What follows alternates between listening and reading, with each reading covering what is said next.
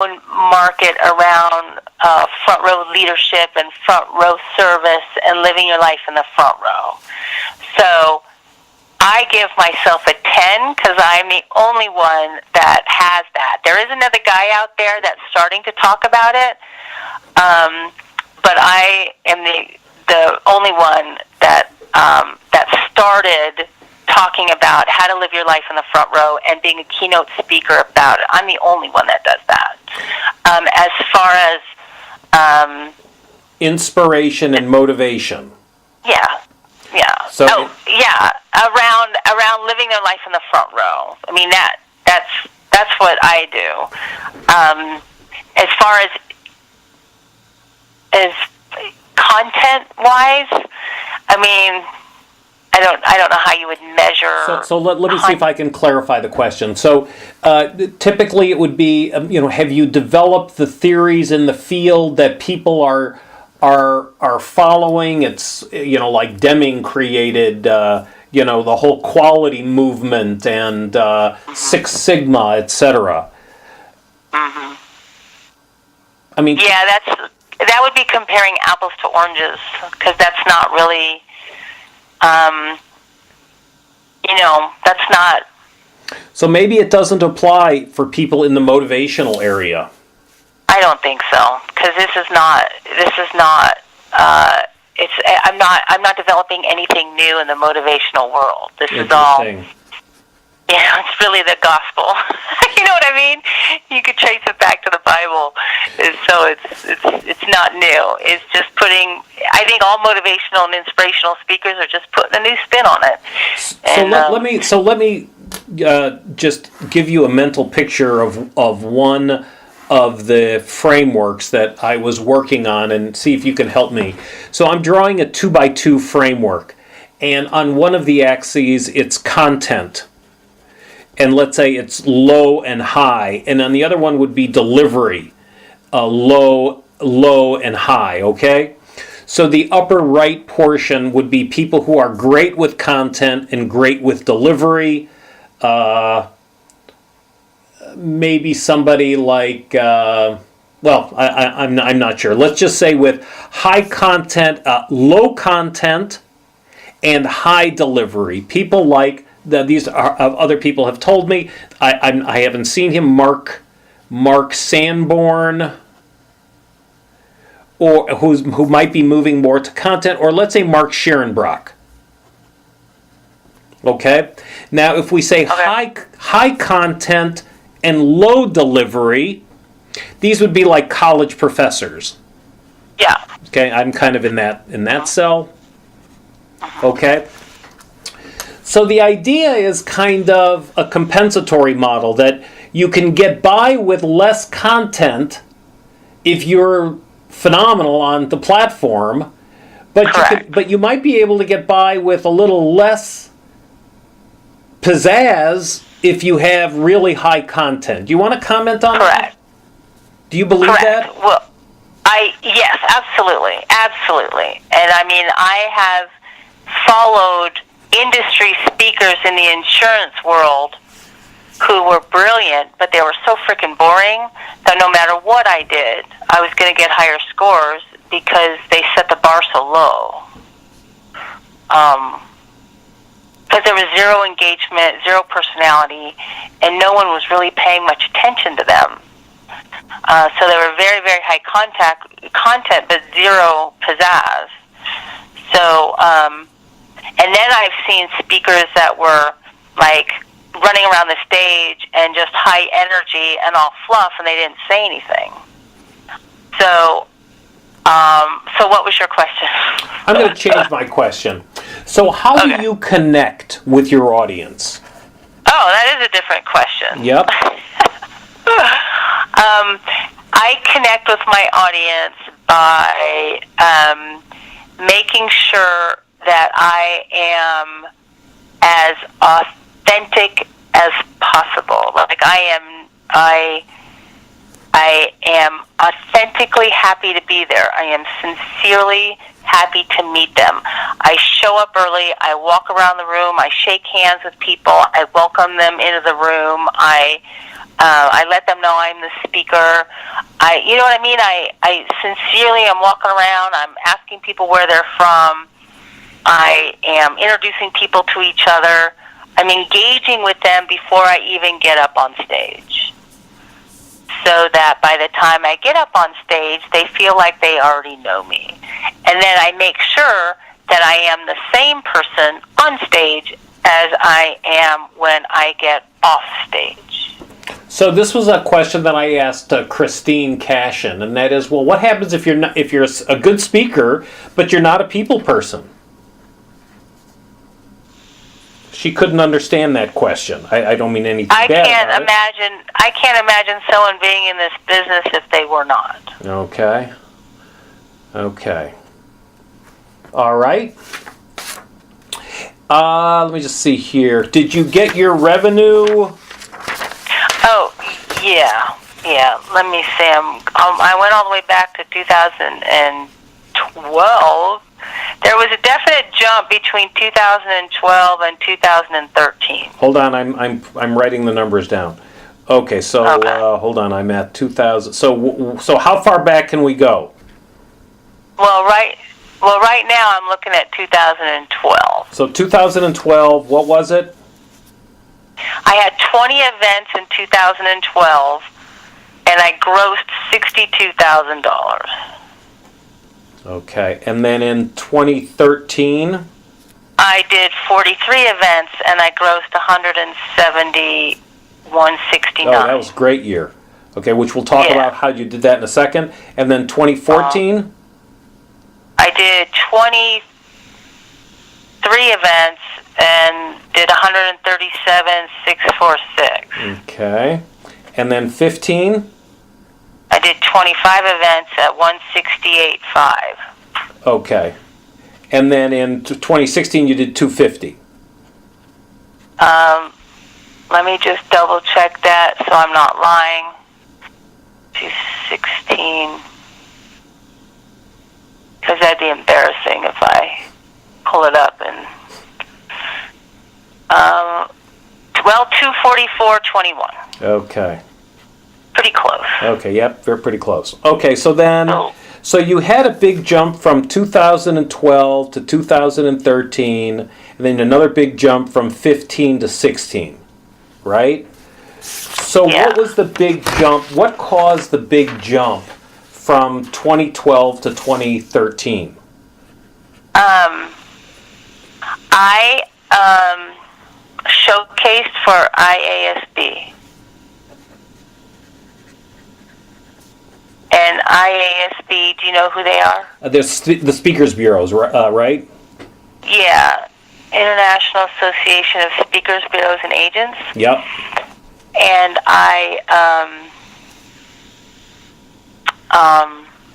oh, by the way, those numbers are just income for my speaking. So yeah, that would put me over 250 because that didn't include all my product sales. Perfect. Okay, so I'll just put your plus. Okay, good. Yeah, those are just, I'm looking at e-speakers, and that did not include all my product sales. So you showcased IASB was, so that put me on the map with all the bureaus that had never booked me before. Yep. And they started to book me. I also signed with a speaker agency who started to represent me. And who was the speaker agent that you used? Standard Ovation.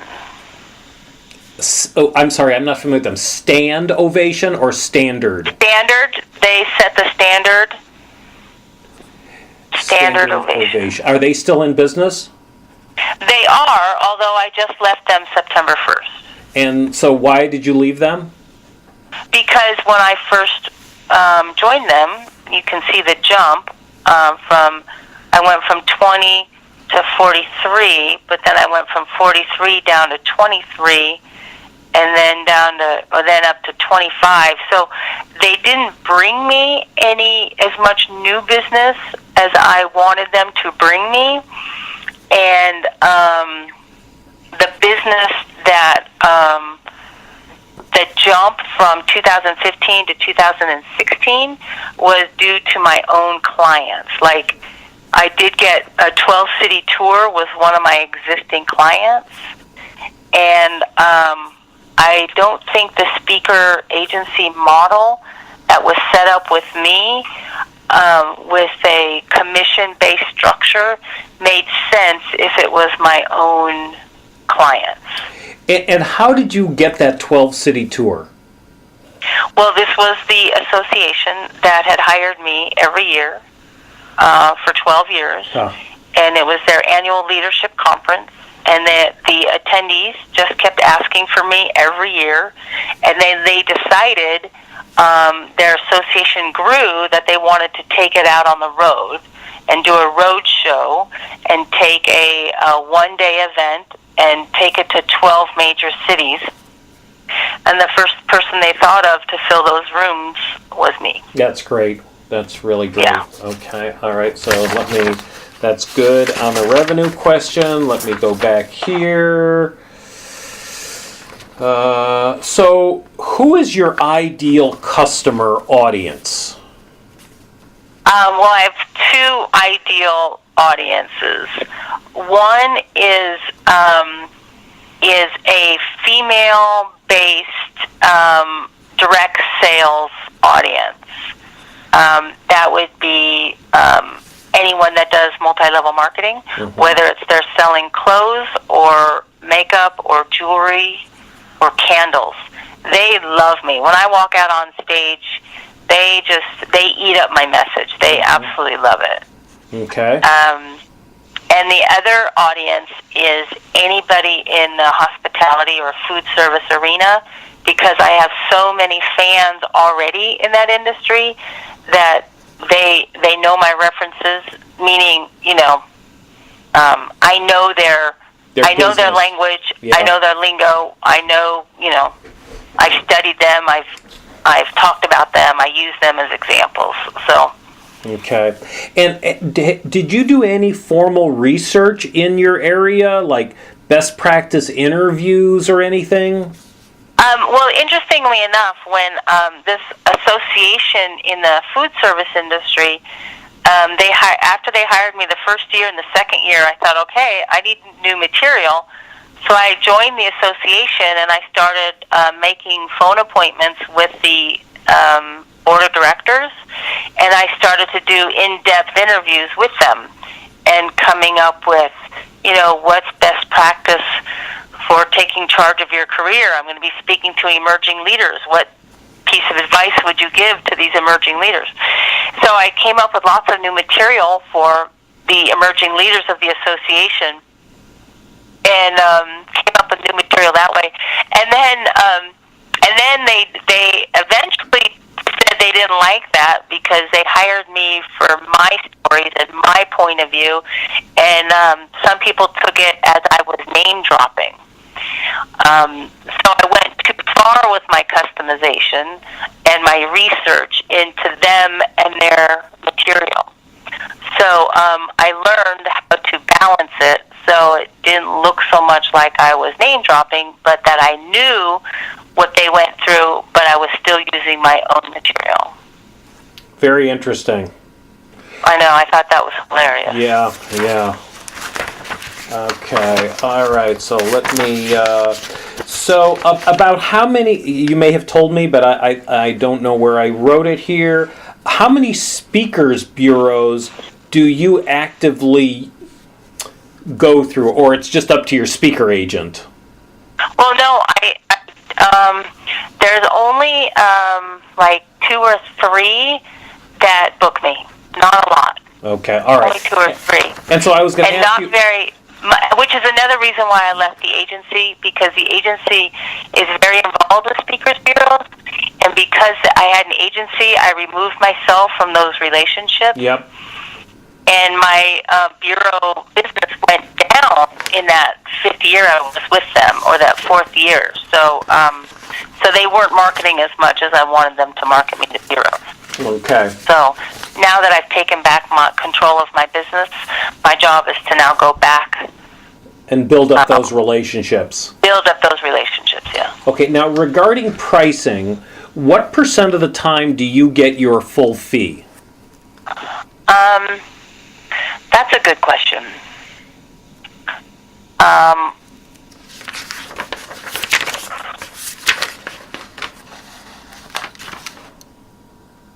Probably about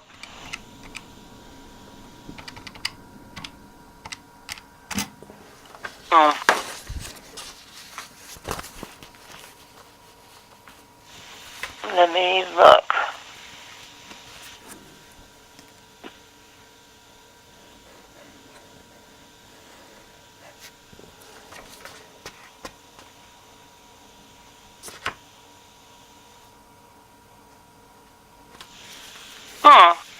I'd say about 60% of the time. Okay, and then what % of the time do you speak for no fee? I speak at NSA chapters, and that's the only time I speak for no fee. Okay. Let me just see here. So if you were starting your speaking business today, how would you select your speaking topic? I would solely base it on what's my passion, why am I put on this earth. I would never look at what the market is paying for, because I think that's incongruent with who you are as a person. Okay, and I feel really strongly about that. You know, when new speakers come up to me and say, what should I speak about? I think that's the wrong question, because I think I speak about what is the one message I have in my heart that I would be really upset if I died tomorrow and I didn't get this message out. That's what you speak about. that's great. I'm just writing that. Okay. So if you were starting your speaking business today, how would you perfect your delivery? I think I would not focus on perfecting my delivery at all. I wouldn't spend my energy on perfecting my delivery. I would perfect my engagement. What can I do to engage my presentation, to be more engaging? And how do you do that, or how would you do that? I would make sure that I know my material so well and know the order that I'm going to do it in for this audience. See, that's what keeps me up at night before a speech, is I'm always changing the order. Because if you are clear in what you're going to say in the order you're going to say it, then you can focus on the nuances and the energy in the audience. The energy, yes. So that's what I would do. So do you kind of, look at your raw material, if you will, like index cards, and you say, I'm going to do this first, this second, this story, or like how do you decide on an order? Well, I have my PowerPoint, and I make sure that, because lately I've had customers tell me, I want a little bit of this and a little bit of that. So then I need to infuse some of their messaging into my keynote. So that's where I need to move things around to make sure I'm covering what they want me to add, but still end on the note that I want to end on. So that's why I'm moving things around. So it's still basically my keynote and it's my PowerPoint, but I'll add or move depending on how I'm customizing it. So are you only changing 10%? Oh, I don't know. That's a number question again. I'm not a number person. But if you think of your PowerPoint slides, do you kind of just move them around, or do you add 10 more slides in? Oh, no, because I'm trying to reduce as much as possible. Because my slides are really mostly pictures and images, that support a story, support a point. Mm-hmm. I'm trying to reduce. So it may be just like I'll add a slide, Okay. or like I'll take a picture, like Yeah. it's like I'm doing a keynote for Golden Corral, so I took a picture of my visit at Golden Corral. So I'll make sure I throw that in there and tell a little story about my server. So, I'll figure out how to blend what I want to say about that client into the keynote that I already have. Mm-hmm. Okay. And so, what advice would you give to a new speaker to identify their ideal audience? Their ideal audience. Well, a couple things. Number one, who do you really, really want to hang out with? Yeah. Because I really love hospitality people, and I love entrepreneurs, like those direct sales people. I love them because they have high energy. They love speakers, and so they give me a lot of energy, and they give me a lot of love, and I need that kind of feedback. Bankers and lawyers are not my favorite audiences because they just don't give me back what I need. Yeah, very interesting. Okay, and if you were starting your business... Now, some people don't care. Some people are like, hey, if they pay the fee, I don't care. Yeah, but I think we're trying to get it to a different level, right? Yeah. I mean, yeah. I think the level that you're at, which is great, which I think people should strive for, is to be authentic with your message and authentic with your audience. And I think you can only do that if you care, right? Mm-hmm. If you care about your message and if you care about your audience. Other than getting the high from being on the stage.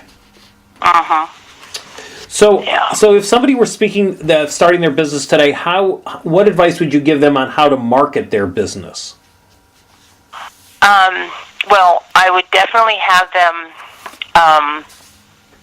learn to record or somehow record all of their presentations and get a good editor that can very quickly find some good clips of what you do and put them together. Even if it's just to put short clips and independently put them up, but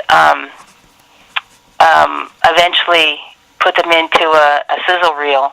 I mean, my demo video is 16 minutes long, and I haven't updated it in 5 years. Mm-hmm. And I still get work from it. I'm just having trouble getting back footage from my clients.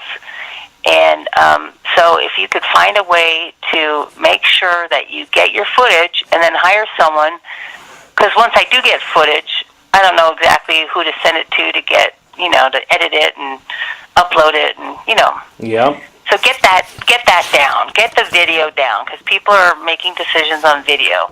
And the more video you have and more video you put out there, the more traction you're going to get. So that's what I would do is, focus on getting your message on video and edit video and put it out there. Okay. All right. So two last areas. So one area is, you've reached a level of success in your business, right? Mm-hmm. What we're finding is, in order to reach that level of success, let's say it's $100,000 a year, you got to work pretty darn hard. At least that's what I'm finding. And you got to work pretty darn hard, okay? And so the question becomes, well, maybe a speaker is not willing to work that hard. So then that brought me to this concept of, kind of finding your happiness band, of where you can be happy, and it might not mean you're going to have a full-time speaking business. So are you happy, and have you found your happiness band?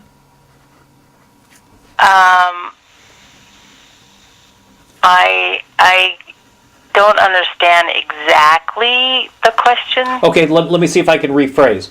So what we're finding with these very successful speakers, of which I would put you in that group.